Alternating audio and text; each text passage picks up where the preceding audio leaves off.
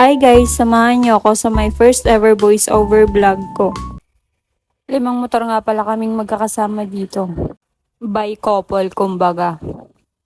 And today, pupunta nga kami sa Agus River na matatagpuan sa Infanta, Quezon.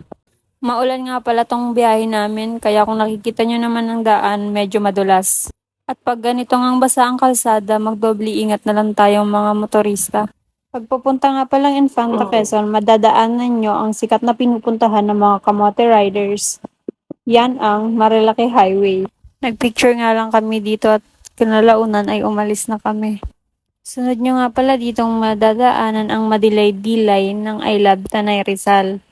At dito nyo nga makikita ang sikat na entrance forest ng papuntang Infanta, Quezon.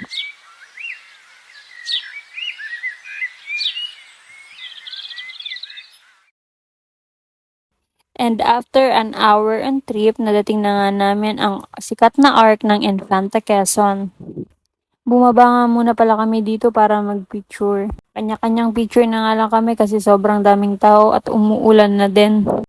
Di na din kami pumunta sa may KM90 kasi sobrang daming taong nagpapapicture. Hindi rin kami makakapag-picture ng maayos. After nga nun ay umalis na kami at sunod naman naming nadaan itong tulay na may tulay.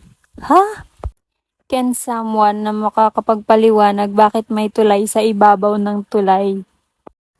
May tulay sa ibabaw ng tulay. May tulay sa ibabaw ng tulay. May tulay, may... After an hour ng biyahe, dumating na nga kami dito sa may Agus River.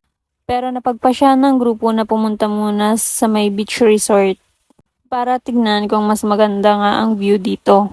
Dito nga ay napunta kami sa isang beach resort at tinignan namin yung dagat. Pero medyo malabo siya dahil na rin ata sa panahon kaya nagpasya na lang kaming bumalik sa may Agus River. Di ko nga alam kung tao nga ba maliligo itong mga motor na to. Hihi, char. Tara, ligo tayo. Hindi na rin pala ako masyadong nakapag-video kasi after nyan umuwi na din kami kasi 1 day trip lang naman ito. Yun muna sa ngayon guys.